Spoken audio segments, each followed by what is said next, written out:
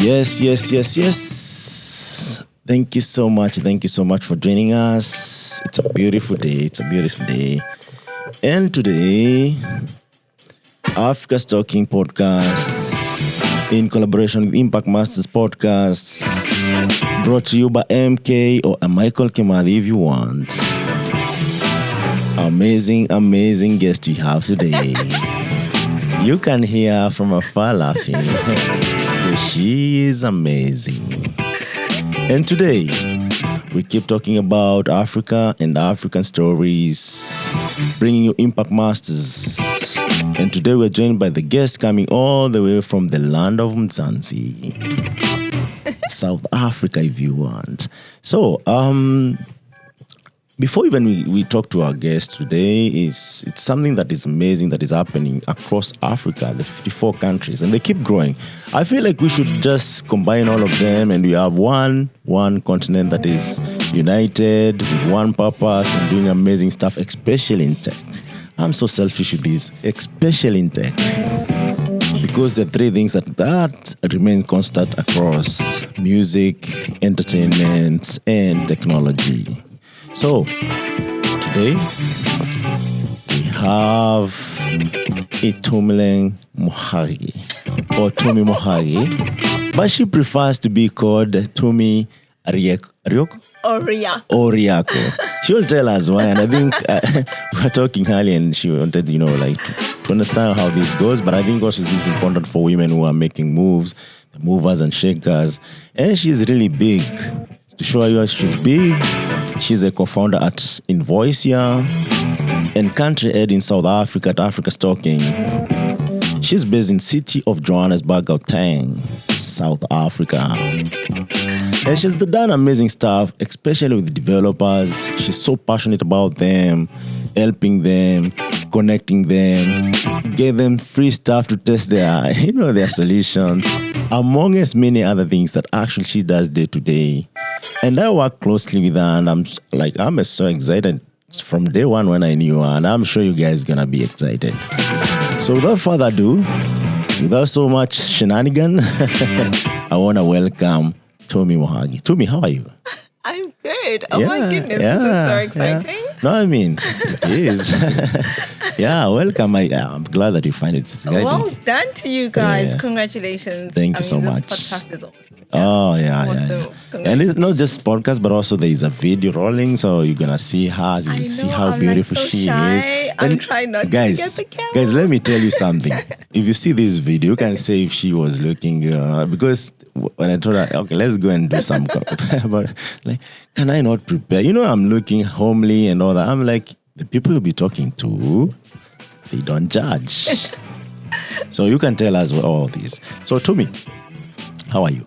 I'm very well. I'm so excited. At last you're doing this. And I'm honored. Yeah. I am honored to be invited to do this. Me too. I'm honored that you accepted the invite. I am so excited. By the way, guys, get what she told me. Should I pinch myself? This is what she said. Let me see what she said. And I love this, Tumi. I really love this. Let me see quickly. Out the bowl. Yeah. This is really good. Is that on Twitter? Yo, MK, let's do this. Where are you at? I'm like, that's amazing. I love that energy, and that's what actually changes things. If you don't know, that actually changes the dynamics of things. Yeah. So, to me, when we have these conversations, we like to know who you are, not just the stuff that is on a profile and stuff like you like presenting to the corporate world. Like, who are you? Where were you born? What is it like? Where did you go to school? How was it? Things that actually someone, when they listen to you, they're like, that's me right now, or that's me 2 years ago, or that's me maybe, back in the day. And actually, I can be this, and I can be able to reach out and say, you know what, this is what is happening. Yeah. How can I figure that out and also figure it out? So tell us about you. That's never that's one question I don't know how to answer properly. Just answer. Yeah. I'm gonna give it a try. So I am known as Tumi Moagi. Yeah. But my full name is Itumeleng Moagi Oryaku. So yes, I would say my business profile and my professional profile, I'm known more as Tumi Moagi. And at home, I am Tumi Oryaku. I'm a mother.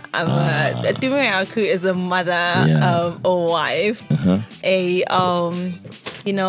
a giver. I take care of my family. I have 2 kids. Wow, that's beautiful. Yeah.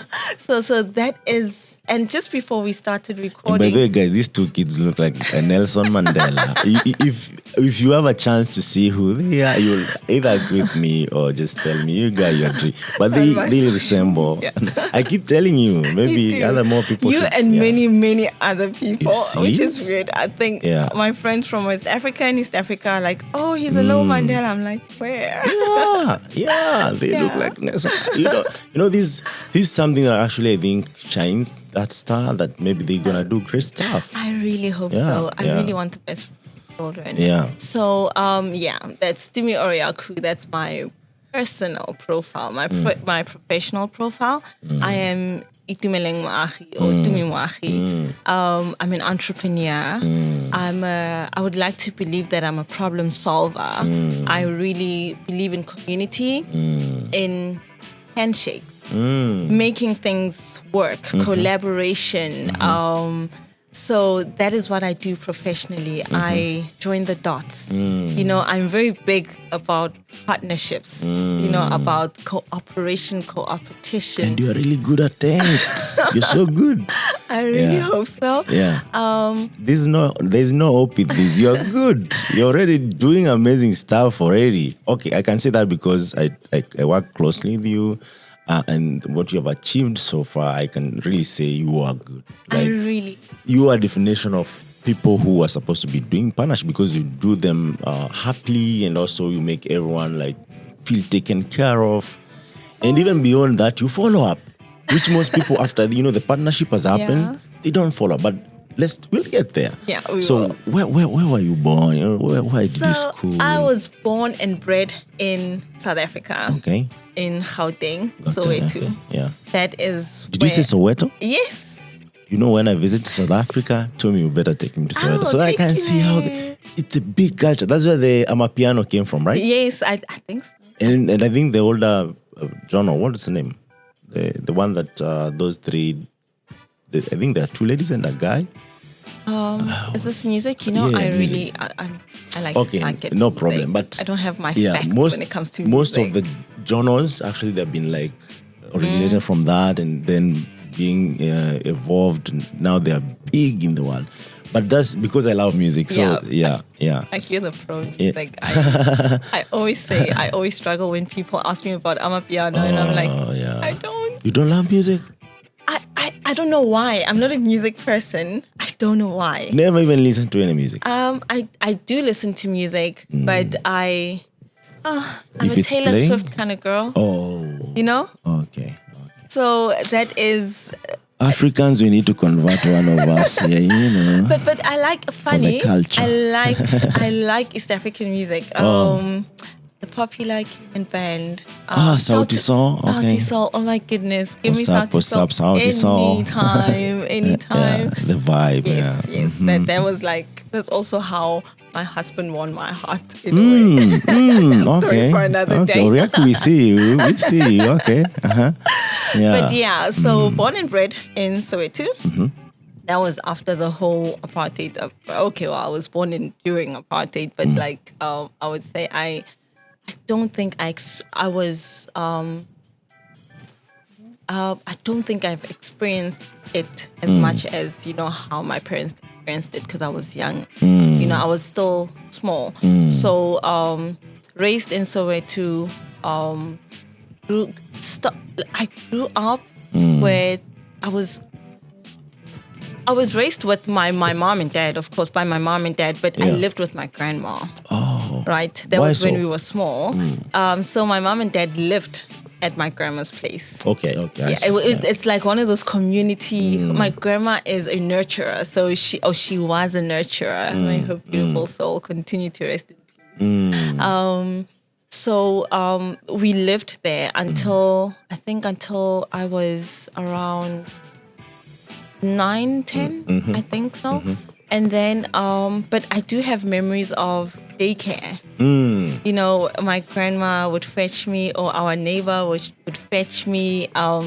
My mom would usually be at work. And funny, at that age, my dad was not around because he was a construction worker. And I guess this is the effects of apartheid. Oh, yeah. Where he would be working out of town, you know, to try to make ends meet. And I would only see him probably after 2 weeks. Yeah. He would come home every fortnight for a weekend and likes. Yeah. So that is my kindergarten memory. And then primary school, I went to. I then started living with my parents after they had bought a house. Yeah. And I think also that memory reminds me. So that memory of primary school and stuff reminds me of community, and that's probably where it comes so naturally. You know, in the work. I see. It reminds me of community because even our teachers at daycare knew our neighbors. So it's not like today where it is quite strict. And more business. It can only be your mom or dad, or, you know, you need to actually sign a paper to say who can come fetch your child at school. Then they knew our community members, and there was a good relationship with them. Yeah. So that memory really attaches me to community. It reminds me, it gives me that feeling of exactly how community molded me, right? Yeah. And then moving to my parents' house, that taught me a lot about independence. Right, because my mom, I mean, I have very humble beginnings. Yeah. You know, I'm not from a wealthy family and stuff, so I've seen my mom and dad work hard, and for peanuts. I've seen them sweat for peanuts, and that is why I'm saying I am grateful that now we're at the age, and this is why I love tech. I'm grateful that we're at the age where collaboration is the North Star of success, right? Yeah. Because I saw how my parents did it by themselves. Yeah. Was it more competition for them, or? No, it's just lack of opportunities. My mom at that time was a till packer. Yeah. My dad was a construction worker. Yeah. Right? My dad would come home fortnightly because he worked out of town. But that man worked so hard. He studied so hard. Did not get recognition. What? But he continued to work and work. It's not like he was a bricklayer or anything like that. Yeah. He's never been that. Yeah. He was always a safety and health officer. But because he was black, he could not get that job. He could not earn enough. He got the job, but he did not earn enough. And I've also been in a position where I work hard, work so hard. But my white boss told me, I want to promote you, but I can't. Because you're black and because you are young. I was 19 years old then. Because you're young. So, yeah, there's, you know, the effects of our country's history. There's so much you can do. Yes.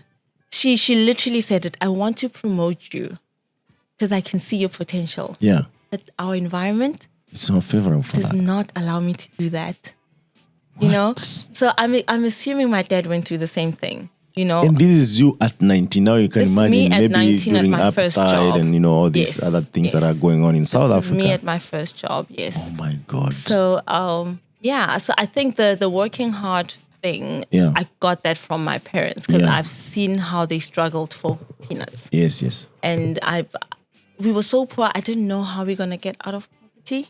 It was, you know, when you're in a situation and you have no exposure. You don't see tomorrow. You don't see tomorrow. You're like, if I live today and I'm alive tomorrow, I'm going to fight again. I've been in that situation. I'll tell my story, but I know how that feels like. Yes. It's really hard. And now you have children. Yes. Who you don't know what's going to happen to them in case they pass the exams. And with them, I want my children to know that they need to fight themselves out of any situation. Yeah. Right? Yeah. Yes, right now things are cushioned. It's nice, you know, because they're young. Yeah. But even as young as they are, they need to know how to fight themselves out of a situation because we're not going to be there forever. Yeah. Right? Yeah. they need to know how to be creative. One thing about poverty, you will be creative. Yeah, and innovative at the same time. You will be innovative. Yeah. Because you don't have any other choice. You do not have any other choice. And you have no one sometime to fight for you Yes. at the position of influence. Yes. Uh-huh. And I'm mentioning poverty because that was my struggle. Yeah. Right. And I'm sure people have other struggles, outside of poverty. True. But I'm just mentioning what I had to deal with. Yeah. So yeah, that is where I just want to explain the kind of person I am, how I, Please, by so all that means. Community was like, what I think, when I'm thinking about where my love for community started, it's definitely from getting the love from the people around me and having that security, knowing that I'm at daycare, my mom's at work, someone's going to come for me. Yeah. Someone's definitely going to come for me. Yeah. And when I was in primary school to high school, I had to witness hard work through my parents. Yeah. So when my parents couldn't, so the high school I went to, it was one of those, one of those ghetto high schools where, gosh. Wait a minute, Tumi. Yeah. So primary, you were in kindergarten. So primary school, how was it? Primary school, it was also in one of those, it was better than what we got from Soweto. Yeah. It was a bit of an upgrade. So it was outside Soweto? It was outside of Soweto. Yeah. But it was also in a rough area. Yeah. But it was an upgrade from Okay, I see. So I needed to go to an English-speaking school. So that's where my parents took. What language did these people maybe went to primary school in Soweto spoke? In Soweto, we spoke Setswana. So they would teach in your home language, depending on which school you went to. So even English actually was translated to Tswana? Yeah, so you get books in Setswana. Your math, you started in, you study it in Setswana. Biology, whatever it is that you're studying, you do it in Setswana. So hard to understand. Yeah. Because I'm sure even there are different dialects, maybe there are different accents. And sometimes translation is not the perfect one. Perhaps, but I was too young to even really know that. Yeah. Because I think I did primary school in Soweto for a year. Yeah. And then I went to another school. And that was a very good school, but they had some administration issues, so I only went there for 6 months. That was grade 2. Yeah.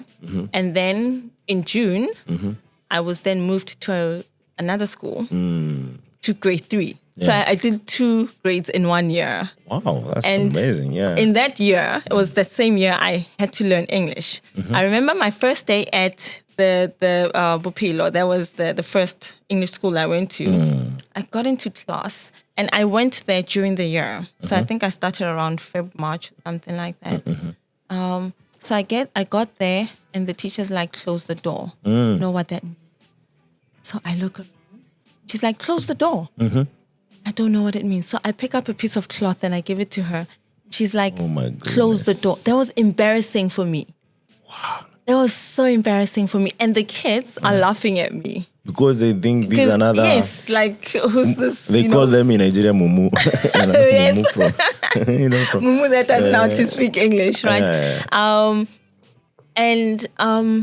don't know why that memory stuck with me, but it always did. It always did. Promised yourself. I promised myself that, yes. I promised myself that, you know what? And probably that was where my need to learn started. Yeah. So I picked up English. And so research says that if you teach a child in their mother tongue, it's easier for them to pick up to learn English. Other than the other way around. True. And I believe so. Because during that period, I picked up with English. I learned. And when I went to the second school in that same year, I actually got I got an A for an English assignment in that class. Yeah. So, and to me, that was a very proud moment because I had just gotten there and I had to write a speech about my favorite animal. And I wrote about how I love tigers. And I got an A. And my teacher was so impressed. But to me, you're also smart. So, it might, and that's why I say how people speak doesn't define how smart they are. You cannot just hear someone speak and you say, you know what? You're not, because accents in English, we have a way and I don't know if this applies. I don't think from from my experience in other African countries, nobody really cares how you speak your English. Yeah. They care about the message. But in South Africa, it's how you speak. We have we the have class. class. You know, classism. If you speak well, you fit in a lot of stuff, you know. And if you don't speak so well, we laugh at you. Like, haha, did you hear how we pronounce this word? And that's also what I grew up with in primary school. Yeah. If we had foreign teachers, it's like, oh, did you hear how he pronounces this word and how he pronounces this? What? Yeah. So you focus so much on things that really don't matter. Yes. And I went to a school where the accent is different. It's very sharp. So people, they don't talk like this. They used to talk really hard. What does that mean? Their pronunciations was deep. So we call them colored schools. So those are a mixed race. Okay. You know, when people that are mixed race, so perhaps black parents or white parents with Indian, just the mixed race descendants, yes. Yeah. So that's the kind of school we went to. So, and because of that, laughing at people that can't speak English, I had to learn. I had to teach myself how to learn how to speak proper without pronouncing my T's like a. You know, like I don't talk like this. You know, I talk like this. Oh, I see. I did not go to like a school where there's all whites and stuff. No, you know. But you had to learn. You had to learn how to speak and because I had insecurities about my poverty, I did not want to be outcast. Oh, I see. Like, Tumi, you can't be poor and not speak well and not study. You cannot choose your choose your struggles. Yeah. You know. Yeah. And I remember in primary, I never used to study much, you know? I never used to study. I didn't like it. I don't know how I used to embrace education, but I did not like it. It was only when I got to high school that I had to remember, I had to now. And because you're young, you're in primary, things are easy. Yeah. Right? Yeah. It's easy to pass. Yeah. But then it only hit me when I got to tertiary that, no, I need to focus. Yeah. You know, I need to fight for myself. Yeah. And that also contributed from like, a bit of bullying. Yeah. You know, so in primary school, were you bullied? Yes. How? We had, you know, some guys in our class that he would just come and just take my stuff, push me around. You don't matter here. Yes. I would report him to the teachers. But nothing happens. I report him to my dad. On days when my dad is able to come to school, he would come. Yeah. But I think bullying has something to do with how people are also raised because they don't care. They feel always powerful more than, you know. This guy used to take my pens all the time and I would tell him, I'm going to tell my dad. Yeah. And he's like, your dad's going to come to school for a pen. You know? I thought about it like, that's so traumatizing for a little girl. Like, he's kind of right. I'm sending my dad to the school for a pen. Yeah. I need to find a way to fight for myself. Yeah. And I found a way to build a relationship with my bully. That was the only way it could work for me. Okay. That was the only way. I think I still remember his name. That's where partnerships comes in. Okay, no worries. Yeah, go ahead. I think that was the only way I could build a relationship with him. So if he took my pen, I'd be like, take it. I have another one. You can have it. You know? And now he started to come to me when he lost his pencil, like, yo, Moagi, can I borrow your pencil? Moagi, I'm going to take it. I like how you're speaking that. yeah. I'm like, take it, Ashley. Yeah. You can have it, you know? Yeah. And that so it doesn't mean that he stopped. I still feared him a little bit, but I didn't show him. Yeah. This time I was like, I'm not going to show him I fear him. I'm just going to build that relationship so I'm not vulnerable. Yeah. Right? Yeah. High school, I still got bullied. Okay. I liked my bully this time. Yeah. She was bigger than me. I was so scrawny. I was tight. I was skinny. Yeah. So every time she would chase me around a classroom, I would go under the tables, and she can't go under the tables because she's bigger than me. Yeah. You know. But I also learned how to use humor to cover up for myself. To learn to teach myself how to protect myself. Yeah. You know. So that's when the bullying subsided. I think the one thing that taught me how to build relationships was that my friends would laugh at me when I was getting bullied. They couldn't help. Yes. They would couldn't laugh. speak. I remember I once had a friend that I thought she was my best friend. Yeah. And she would always laugh at me when I'm getting bullied. Yeah.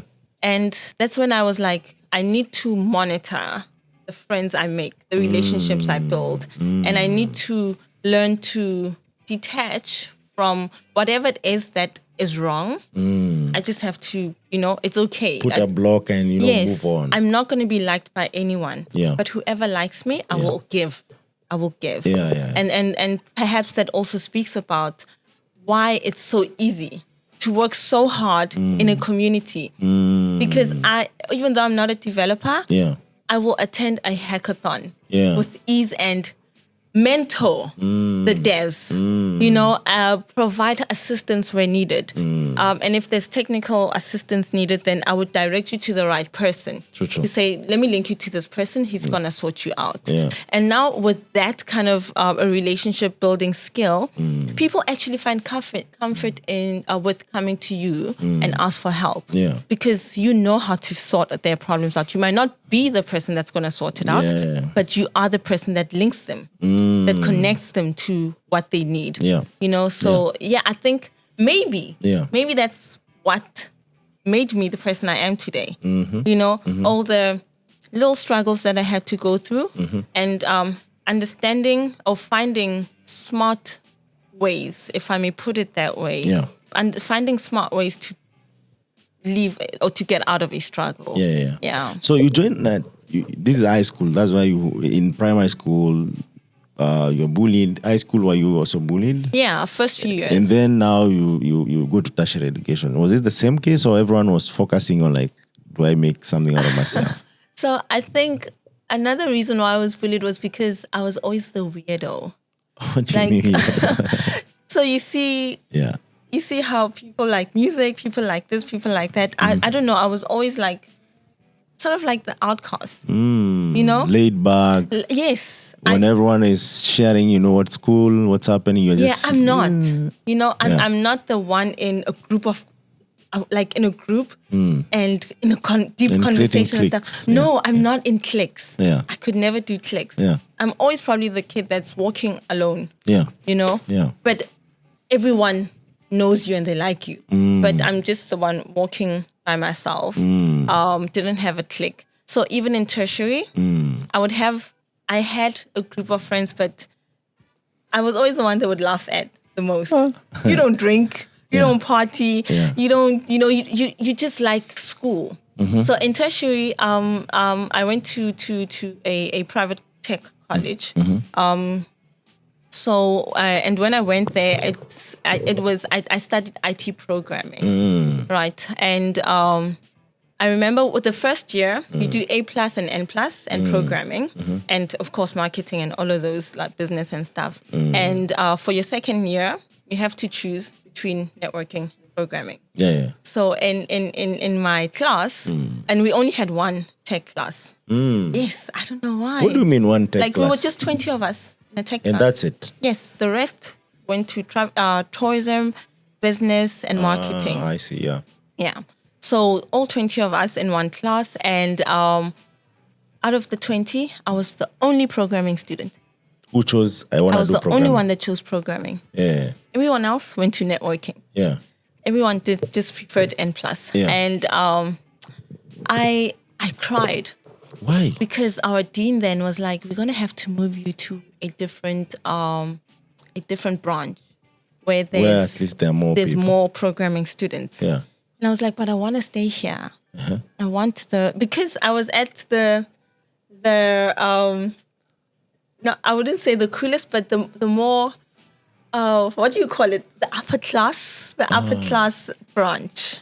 Oh, that there are some affluent people. Yes, people also are more friendly. Yes, more friendly. Less. It was not as crowded as the other branch. And given your background to adopting to these people who see you differently, you didn't want that experience. Yes, also. yes. I was so afraid of that exposure. If I'm going to go to another school where there's masses, people are going to think I'm a weirdo and stuff like that.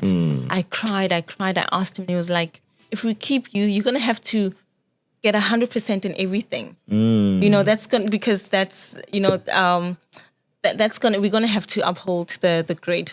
And right now, you have no one to reach out to. Nobody in my class wants to do. But do you think that decision was more selfish? Like, you're investing all the resources to teach one kid. Why can't we combine these and